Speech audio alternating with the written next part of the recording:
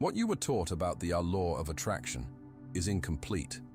And that incompleteness, not a lack of effort, not a lack of faith, not a lack of frequency, is exactly what explains why the results you experienced were real but partial, consistent in some areas, and absent in the ones that mattered most. It's not that the law doesn't exist, it's that the version that reached you was translated into a language the quantum field doesn't speak. You arrived here because, at some point, you sensed there was something deeper than what you had been taught, and that this deeper layer was the difference between the rare moments when everything worked effortlessly and the long periods when nothing works despite all your effort. Let me describe your journey with precision. You encountered the law of attraction with the enthusiasm of someone who finds something that feels true beyond rational understanding. The ideas resonated. You began to practice, visualizing, affirming, keeping a gratitude journal, elevating your emotional state. And the first responses came. Small things, sometimes big ones. Synchronicities that were too specific to be accidental. A sense that something real was operating. Then the practice started to feel heavy. Enthusiasm gave way to duty. Affirmations began to sound mechanical. Daily visualization became a task. And the results, which once seemed to flow with a certain ease, began to depend more and more on effort to appear, and started appearing less and less. You tried to recalibrate. You found different teachers, more sophisticated techniques, more complete systems. Each new approach temporarily brought back a spark, and then the spark faded, and you returned to the same plateau. At some point, a hypothesis likely emerged, one you may have tried to push away because it was uncomfortable, but it persisted. What if the problem wasn't the practice, but the premise? What if the model you were using as the foundation for the law of attraction was correct in some aspects and fundamentally mistaken in others? That hypothesis is correct. And today, you're going to understand exactly where the mistake lies and what exists in its place that is at once simpler and more powerful than any version of the law you've encountered. This isn't new information. It's the recognition of something you've always known somewhere within you, but never had the right language to bring to the surface. And leaving before the end this time would mean missing precisely the layer that explains everything you've experienced. Why it worked when it worked, why it didn't when it didn't, and what to do with this understanding from now on. The question that will remain suspended, and will only make complete sense at the end, is this. If the law of attraction is real, and it is, why did it work consistently for you in some areas, and completely fail in others? And what does that reveal about how it actually operates, which is the opposite of what most people who teach it believe? Before understanding what is changing in you, we need to look at what has always been holding you back. The behavior that almost every practitioner of the law of attraction repeats has a structure that seems to be the practice itself, but is, in fact, its main obstacle. The behavior is focusing on what you want in order to attract it. It seems obvious. It seems like the definition of the law, and that is exactly where the problem lies. Not in the intention, but in the mechanics of how focus operates when the absence of what is desired is real and felt. When you focus on what you want, and that desire is accompanied by the real perception that you still don't have it, you are not sending a signal of abundance to the field. You are sending a signal of absence decorated as abundance. And the field, which does not read labels but states, responds to the real signal, not the label. Neuroplasticity confirms this in a way that goes beyond spirituality. The brain does not distinguish between thinking about something desired and thinking about the absence of something desired when the underlying emotion is the same. What consolidates neural patterns is not the content of the thought, it is the emotional charge that accompanies it. And the emotion of intensely wanting what you still don't have is, neurologically, from the same family as the emotion of fearing not having it, merely inverted in polarity on the surface, identical in depth.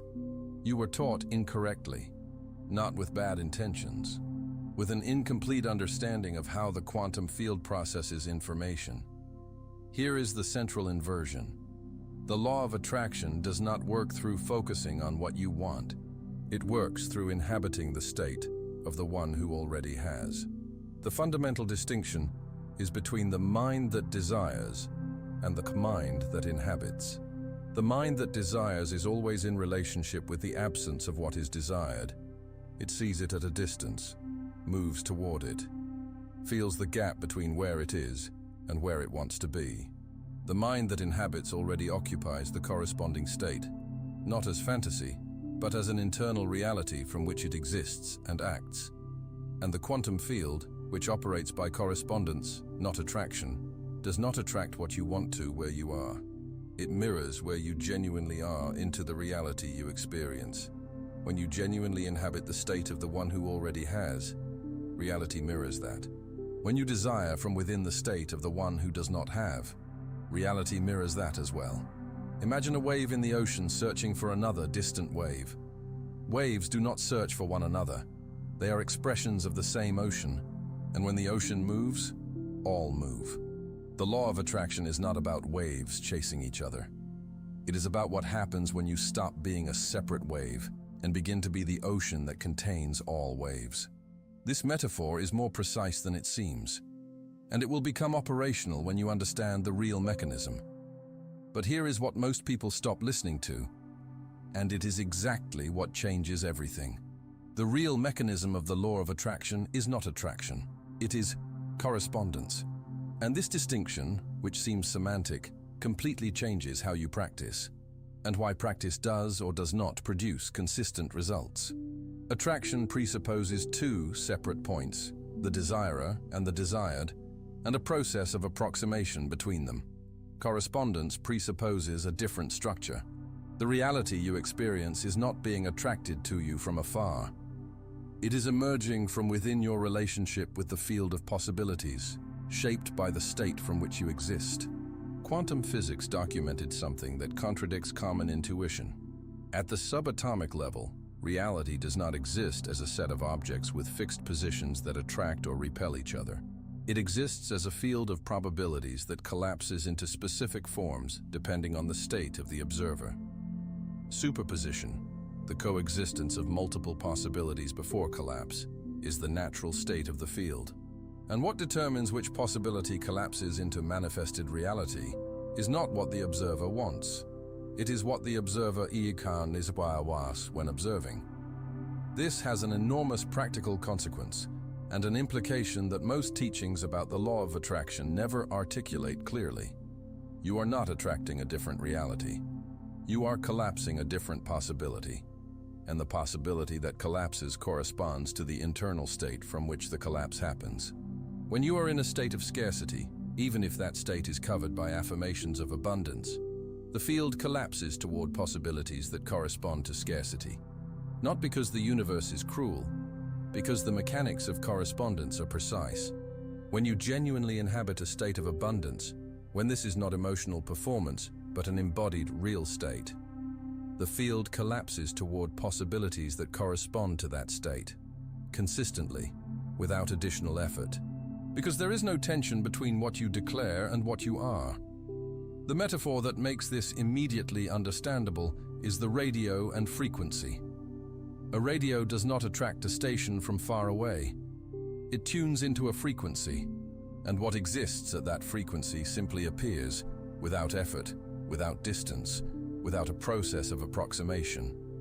The station was always there. What changed was the tuning of the receiver.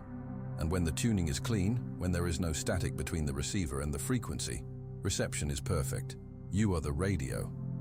What you call manifesting is actually tuning. And the difference between tuning and attracting is the difference between an internal position and an external process, between something you are and something you do. Take a deep breath now. Notice the state you are in at this moment, not what you think you should be in, but what is genuinely present. There is no judgment here. It is simply information about the frequency your receiver is emitting right now. This state is what the field is receiving. The practical consequence of this is within your reach. But there is an obstacle between understanding the mechanism of tuning and being able to inhabit it consistently. An obstacle that is not about effort or technique. And when you truly understand this, you realize there is an obstacle no one mentions. What blocks you is not what you think it is. The fatal mistake in practicing the law of attraction happens at the moment that seems the most spiritual of all. When you decide you are going to change your frequency. Because the moment you decide to change your frequency, you are implicitly declaring that your current frequency is not right, that you are wrong as you are, that you need to be different from what you are in order to deserve what you desire. And that declaration, silent, automatic, but real, is itself a frequency, a specific frequency, the frequency of someone who is not yet enough, the frequency of someone who needs to fix themselves before being worthy of receiving. And the field responds to that frequency with perfect consistency. This is the central paradox of the law of attraction that no one openly teaches. The attempt to change frequency in order to attract something better starts from a premise that vibrates in the frequency of insufficiency. And while that premise remains active, every technique applied on top of it will operate within the same field of insufficiency, producing results that oscillate but never complete the cycle. The law of attraction did not fail you. It worked perfectly, reflecting back exactly the state you were in when you practiced. In some domains, that state was genuinely aligned with what you wanted, and results came. In others, the state carried the frequency of "I need to change to deserve," and that frequency is what manifested. There is a fundamental difference between the frequency of anxious transformation and the frequency of natural expression. The frequency of anxious transformation works from deficit. There is something wrong that needs to be fixed, so the law can work. The frequency of natural expression comes from excess. There is something within you that wants to express itself, and the practice is simply removing what prevents that expression. The first repels, the second flows. Your frustration with the law of attraction is not evidence that it doesn't work for you. It is evidence that you practiced it from the wrong frequency, and the law, faithful to itself, manifested exactly that frequency. Your frustration is the last guardian before the real breakthrough. It is showing you with precision where the tuning was off, not to punish you, but to give you the exact map of where to adjust. And here is the question that remains suspended, the one that will make everything click when answered. If the attempt to change frequency carries the frequency of insufficiency, and if acting from the right frequency is what produces results, not trying to reach it, what exactly is the difference between trying and simply being? And how do you move from one to the other without that movement becoming just another attempt? There is no answer yet, but there is one, and it is surprisingly simple. If you have come this far, you are showing the field something most people never show: the ability to sustain attention in uncomfortable territory because something in you knows what is coming is worth it. That capacity is already an expression of the frequency you are seeking. So how do you cross this last guardian? Here is what changes everything. The passage from trying to be to simply being is not a leap. It is a permission. And this permission has a concrete form you can practice now. Not as a frequency technique, not as a spiritual exercise, but as a gesture of radical honesty with yourself that, when done with real presence, dissolves the premise of insufficiency without you needing to attack it directly. The gesture is this: identify a domain of your life where you already experience naturalness. Not perfection, naturalness. A domain where you do not need to remember to maintain the right frequency, because simply being there, you are already in it. It can be anything. A relationship where you genuinely feel free. An activity you do without effort of state. A role you assume without needing to convince yourself you are capable. Observe carefully how you exist in that domain. Not what you do, how you are. The quality of presence. The absence of internal monitoring. The feeling that there is no distance between you and what you are doing. That is the frequency you are looking for in the other domains. It is not a different frequency. It is the same one, just in a territory where you do not carry the belief that you need to be different from what you are. The practice is to use that domain as an anchor. For the next 2 weeks, when you feel you need to work on your frequency in a difficult domain, pause. Go internally to the domain of naturalness. Feel what it is like to exist there. And from that state, not trying to transfer it, but genuinely inhabiting it. Direct your attention to the difficult domain, not as a technique, as a memory of what your natural frequency is like when the belief of insufficiency is not superimposed. This closes the loop from earlier. The question was, how do you move from trying to simply being without that movement becoming another attempt? The answer, you already know how to be that frequency. In some domain, you already are. The work is not to create something new. It is to remember what you already know and let that remembrance contaminate the domains where the belief of insufficiency installed a different tuning. Right now, identify that domain. Where in your life do you simply be without needing to work to be? Close your eyes for a moment and feel what it is like to exist there. Let that sensation expand through your body before continuing. This is not an exercise, it is the real gesture. This resolves the inconsistency of results. When you act from a genuine state, not performed, not forced, the field receives a clean signal, and a clean signal produces clean correspondence. But there is a deeper layer that determines whether this genuine state will expand into the difficult domains or remain confined to the territories where you are already natural. A layer that has to do with what you believe you deserve to receive, and how that belief is or is not anchored in a memory older than any spiritual practice. Comment now.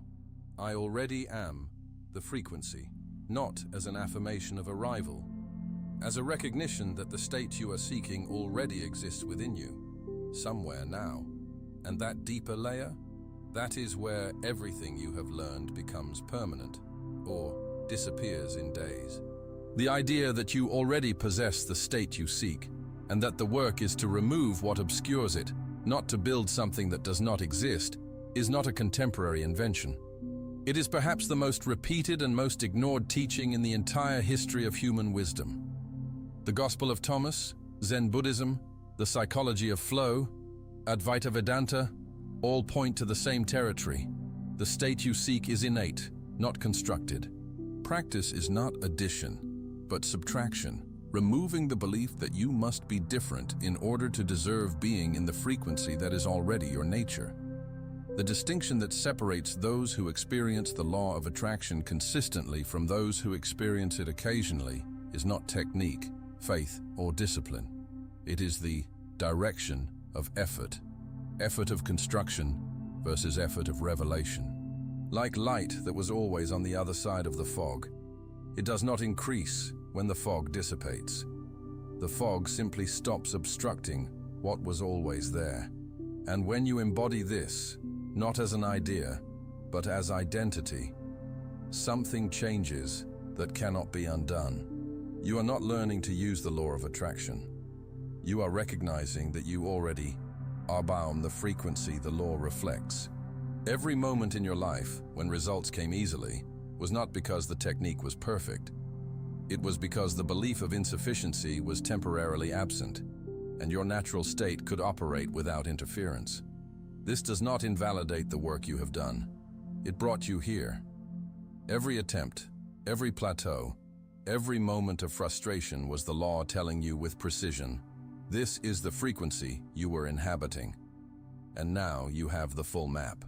The law of attraction is not outside you waiting for the right signal. It is within you, operating every moment, faithfully reflecting the deepest state you genuinely inhabit. We are those who choose to stop trying to reach a frequency and begin to recognize and inhabit the one we already are. Those who understand that manifesting is not an act of force upon reality, but of radical honesty with the inner field. Those who know the law never stopped working. It was working the whole time, including now. This identity is yours now, not because you arrived somewhere, but because you saw clearly enough to never again be confused about where the law truly operates. If you want, I can also make a shorter, more cinematic, more YouTube-style version in English, more punchy and viral.